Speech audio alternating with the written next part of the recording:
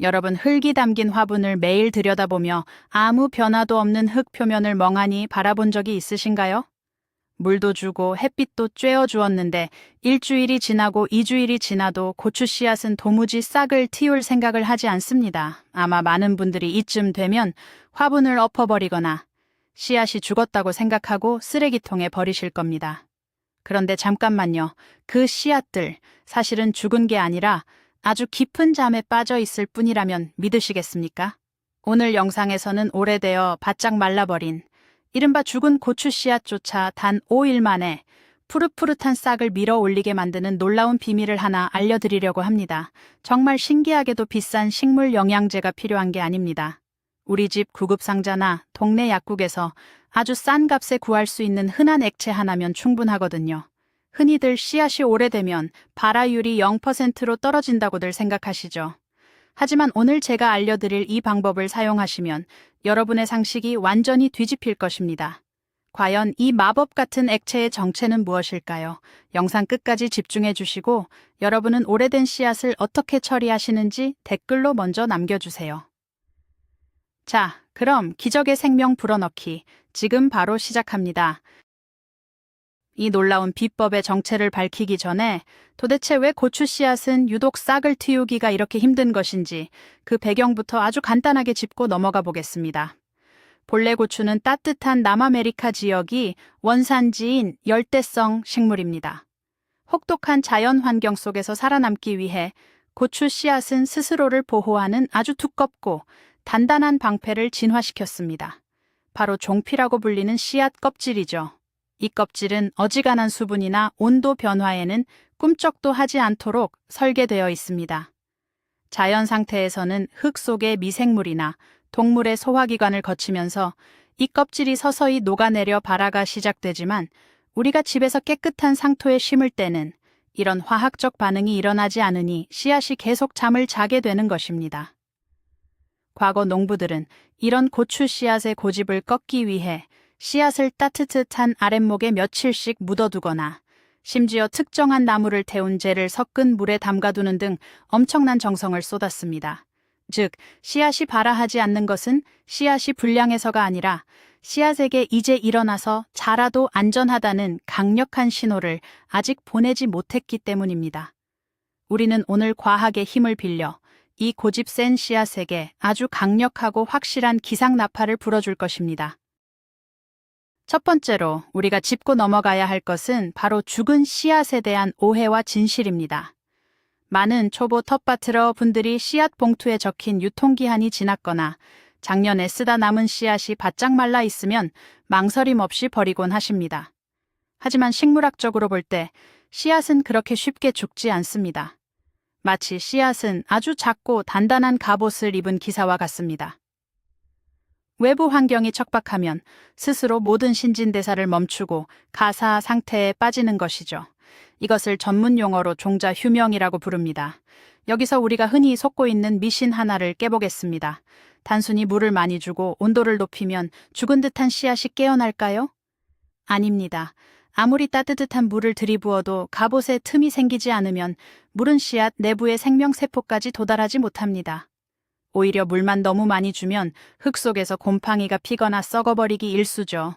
그래서 우리는 이 갑옷을 안전하게 미세하게 부식시켜줄 열쇠가 필요합니다. 상상해보세요. 굳게 닫힌 철문에 백날 물을 뿌린다고 문이 열리지 않지만 열쇠 구멍에 맞는 작은 열쇠 하나만 있으면 문은 부드럽게 열립니다. 우리가 사용할 용액이 바로 그 닫힌 생명의 문을 여는 완벽한 마스터키 역할을 해줄 것입니다. 이 원리를 이해하셨다면 이제 여러분은 싹이 트지 않는다고 화분을 뒤엎는 실수는 다시 하지 않으실 겁니다. 그렇다면 이 마스터키 역할을 해줄 기적의 액체는 과연 무엇일까요? 놀라지 마세요.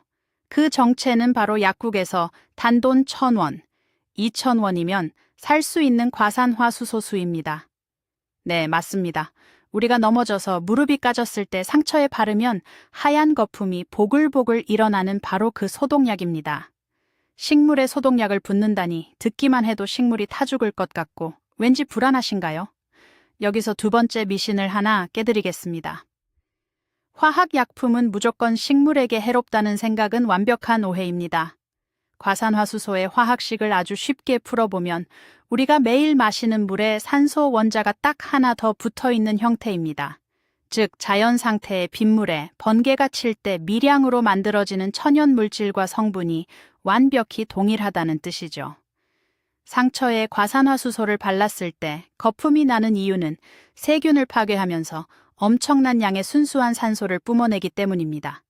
바로 이 강력한 산소 폭탄이 우리가 오늘 고추 씨앗의 두꺼운 갑옷을 뚫기 위해 사용할 핵심 무기입니다. 비싼 돈을 주고 알 수 없는 화학 성분이 가득한 수입바라 촉진제를 살 필요가 전혀 없습니다. 여러분의 서랍 속에 굴러다니는 갈색병 하나면 족합니다. 이제 이 평범한 소독약이 어떻게 마법의 영양제로 변신하는지 그 과정을 자세히 살펴보겠습니다. 이제 이 과산화수소수가 고추 씨앗 내부에서 어떤 마법 같은 과학적 반응을 일으키는지 자세히 들여다보겠습니다. 앞서 고추 씨앗의 두꺼운 껍질, 즉 갑옷에 대해 말씀드렸죠. 과산화수소수가 섞인 물에 씨앗을 담그게 되면 이 용액이 씨앗 껍질의 단단한 조직을 아주 미세하고 부드럽게 녹이기 시작합니다. 마치 단단하게 굳어버린 빵에 따뜻한 우유를 적셔 부드럽게 만드는 것과 같은 이치입니다. 껍질이 부드러워지면서 미세한 틈이 생기면 과산화수소에 포함되어 있던 그 여분의 산소 원자가 씨앗 내부로 빠르게 침투합니다. 일반 물에 담가두었을 때 씨앗이 익사하거나 썩어버리는 이유는 바로 산소 부족 때문입니다. 하지만 이 기적의 용액은 씨앗에게 수분과 동시에 고농도의 산소를 다이렉트로 공급해줍니다. 상상해보세요. 물에 빠져 숨을 헐떡이던 사람에게 강력한 산소 호흡기를 달아주는 것과 같습니다. 이 강력한 산소 공급은 씨앗 내부의 세포들을 미친 듯이 활성화시키고 잠들어 있던 발아 효소를 깨웁니다. 세포들은 마치 깊은 잠에서 깨어난 아침에 진한 에스프레소 한 잔을 들이킨 것처럼 폭발적인 속도로 분열을 시작하죠.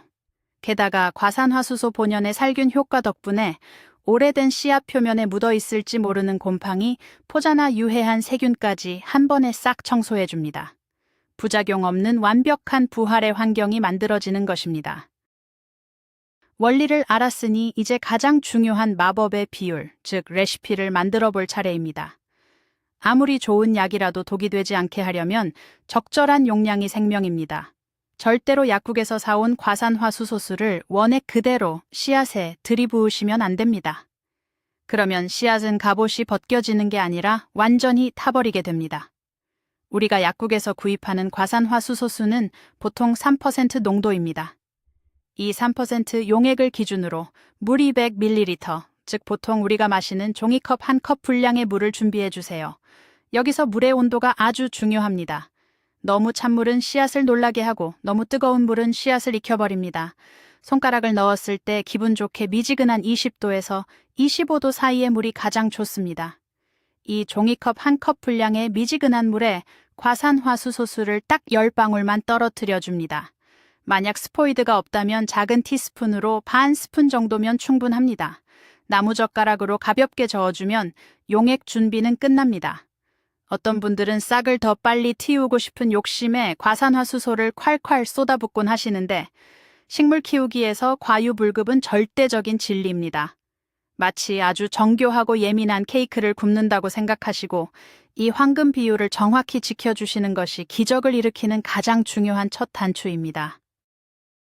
완벽한 비율의 마법 용액이 준비되었다면 이제 죽은 줄로만 알았던 고추 씨앗들에게 최고급 스파 트리트먼트를 제공할 시간입니다. 준비된 용액에 씨앗들을 조심스럽게 털어 넣으세요. 처음에는 씨앗들이 가벼워서 수면 위로 둥둥 떠오를 것입니다. 오래되고 건조한 씨앗일수록 안이 텅 비어 있는 느낌이라 더 잘 뜹니다. 손가락이나 젓가락으로 살짝살짝 눌러서 용액이 골고루 묻도록 해주세요. 이제부터가 기다림의 시간입니다. 이 씨앗들을 이 용액 속에 얼마나 담가두어야 할까요? 정답은 12시간에서 최대 24시간입니다. 하루를 넘기지 않는 것이 좋습니다. 따뜻한 방 안이나 햇빛이 직접 들지 않는 그늘진 곳에 컵을 조용히 놓아두세요. 시간이 지나면서 여러분은 아주 미세하지만 놀라운 변화를 관찰하실 수 있을 겁니다. 쭈글쭈글하고 납작했던 씨앗들이 용액을 머금고 통통하게 부풀어 오르기 시작합니다. 마치 건포도를 물에 불렸을 때 통통한 포도알로 변해가는 과정과 비슷하죠. 이 12시간 동안 아까 말씀드린 강력한 산소 폭탄이 껍질을 뚫고 들어가 씨앗 내부를 완전히 뒤집어 놓고 있는 중입니다. 이 스파 과정이 끝나면 씨앗들은 겉보기에는 비슷할지 몰라도 속은 언제든지 폭발적으로 싹을 트울 준비를 마친 슈퍼 씨앗으로 재탄생하게 됩니다. 주의할 점은 24시간이 넘어가면 씨앗이 질식할 수 있으니 꼭 시간을 지켜주셔야 합니다. 씨앗 스파가 끝났다면 이제 새 집으로 이사를 시켜줄 차례입니다. 여기서부터도 일반적인 파종과는 조금 다른 필살기가 들어갑니다. 불린 씨앗을 고운 체에 걸러 물기를 가볍게 빼주세요. 이때 씨앗을 일반 수돗물로 다시 씻어낼 필요는 없습니다. 묻어있는 옅은 과산화수소 성분이 흙 속에서도 곰팡이를 막아주는 든든한 보초병 역할을 계속해줄 거니까요. 준비된 모종 트레이나 종이컵에 원예용 상토를 담고 물을 흠뻑 적셔줍니다. 흙은 손으로 꽉 쥐었을 때 물이 뚝뚝 떨어지지 않고 촉촉한 형태만 유지할 정도가 딱 좋습니다. 씨앗은 흙의 표면에 살짝 얹어두듯 놓고 그 위로 흙을 5mm 정도로 아주 얇게 이불 덮듯이 살살 뿌려만 주세요. 꾹꾹 누르시면 절대 안 됩니다. 연약한 새싹이 흙을 뚫고 올라올 힘을 아껴주어야 하거든요. 자, 여기서 등장하는 마지막 비밀 무기는 바로 투명한 비닐봉지입니다. 씨앗을 심은 화분 전체를 투명 비닐봉지로 헐렁하게 덮고 고무줄이나 끈으로 살짝 묶어주세요. 비닐봉지 위에는 이쑤시개로 숨구멍을 서너 개 뚫어줍니다. 이것은 화분 안에 완벽한 미니 열대우림을 만들어주는 과정입니다. 수분이 날아가는 것을 막아주어 흙을 계속 촉촉하게 유지하고 온도를 훈훈하게 보존해주는 나만의 작은 온실 시스템이 완성되는 것입니다. 이제 대망의 5일간의 기록입니다. 이 비닐 온실을 따뜻하고 밝은 곳에 두세요. 직사광선보다는 창문을 한번 거쳐 들어오는 밝은 그늘이 가장 좋습니다. 흙 속에서는 지금 어떤 엄청난 일들이 벌어지고 있을까요? 1일차 과산화수소의 마사지를 받은 씨앗의 두꺼운 껍질이 마침내 두 쪽으로 갈라지기 시작합니다. 3일차가 되면 갈라진 틈 사이로 아주 작고 뽀얀 마치 아기 새의 부리 같은 꿀뿌리가 조심스럽게 흙 속으로 파고듭니다. 이때 비닐봉지 안에는 촉촉한 물방울이 맺히며 환상적인 습도를 유지하고 있을 겁니다. 그리고 대망의 5일차 아침, 여러분이 눈을 뜨고 화분을 확인하는 순간 믿기지 않는 광경이 펼쳐집니다.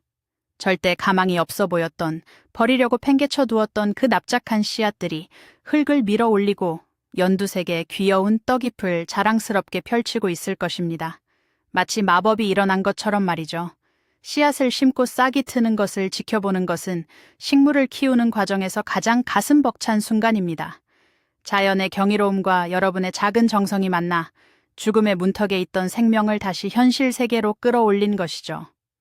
5일 만에 흙 위로 솟아오른 이 작은 초록색 띠를 보는 순간의 희열은 아마 경험해보지 않은 사람은 절대 모를 엄청난 감동을 선사할 것입니다. 마지막으로 성공적인 발화 이후의 관리와 주의사항을 짚어보겠습니다. 5일 만에 기적처럼 싹이 났다고 해서 안심하기에는 이릅니다. 새싹은 아직 너무나 여리고 약한 아기와 같습니다. 싹이 흙 위로 완전히 고개를 내밀었다면 그동안 수분과 온도를 지켜주던 비닐봉지를 미련 없이 벗겨내 주셔야 합니다. 어떤 분들은 싹이 더 빨리 자라라고 비닐을 계속 씌워두는 치명적인 실수를 하시는데 이는 잘못된 맹신입니다. 싹이 난 이후에도 계속 갇혀 있으면 습도가 너무 높아져 순식간에 모종이 짓무르거나 뿌리가 썩는 병에 걸리게 됩니다. 비닐을 벗긴 후에는 바람이 살랑살랑 잘 통하고 햇빛이 듬뿍 드는 창가로 자리를 옮겨주세요. 고추는 햇빛을 밥처럼 먹고 자라는 식물입니다. 햇빛이 부족하면 키만 비정상적으로 껑충하게 자라는 웃자람 현상이 발생해 나중에 열매를 제대로 맺지 못합니다. 겉흙이 보송하게 말랐을 때만 미지근한 물을 화분 가장자리로 조심스럽게 주시면 됩니다. 만약 5일이 지났는데도 싹이 나지 않는 분이 계신다면 방 안의 온도를 체크해 보세요. 밤에 기온이 15도 이하로 뚝 떨어지면 발화가 지연될 수 있습니다. 온도를 조금 더 따뜻하게 유지해 주시면 이틀 정도 후에는 반드시 기적의 초록잎을 만나실 수 있을 테니 절대 포기하지 마시길 바랍니다. 여러분, 오늘 우리는 쓰레기통으로 직행할 뻔했던 죽은 고추 씨앗을 단 5일 만에 깨우는 놀라운 여정을 함께 했습니다. 약국에서 뒹구는 단돈 1,000원짜리 과산화수소수가 단단한 씨앗의 갑옷을 부수고 생명의 숨결을 불어넣는 완벽한 산소 마스크로 변신한다는 사실, 정말 놀랍지 않으신가요? 더 이상 싹이 트지 않는다고 비싼 영양제를 샀거나 죄 없는 흙을 원망할 필요가 없습니다. 정확한 비율로 용액을 만들고 따뜻하게 불려준 뒤 미니 온실에서 5일만 기다리면 여러분의 베란다에도 기적 같은 생명이 솟아날 것입니다. 이 작은 성공의 경험은 앞으로 여러분이 어떤 식물을 키우시든 엄청난 자신감으로 돌아올 것입니다. 오늘 당장 서랍을 열어 과산화수소를 찾아보시고 묵혀둔 씨앗에 마법을 걸어보세요. 오늘 영상이 여러분의 즐거운 식집사 생활에 큰 도움이 되셨다면 지금 바로 구독 버튼과 좋아요를 꾹 눌러주세요. 알림 설정까지 해주시면 앞으로도 돈 한 푼 안 들고 식물을 춤추게 만드는 기발한 농사 꿀팁들을 가장 먼저 받아보실 수 있습니다. 그리고 시청자 여러분께 꼭 여쭈어보고 싶은 게 있습니다. 지금까지 여러분이 키워본 식물 중에서 가장 싹 틔우기 힘들었던, 가장 애를 먹였던 식물은 무엇이었나요? 댓글로 여러분의 눈물겨운 실패담이나 나만의 극복 노하우를 자유롭게 남겨주세요. 다음 영상 주제를 선정하는 데 큰 도움이 됩니다. 끝까지 시청해주셔서 진심으로 감사드리며 다음 영상에서 더 유익하고 재미있는 식물 이야기로 찾아뵙겠습니다. 안녕히 계세요.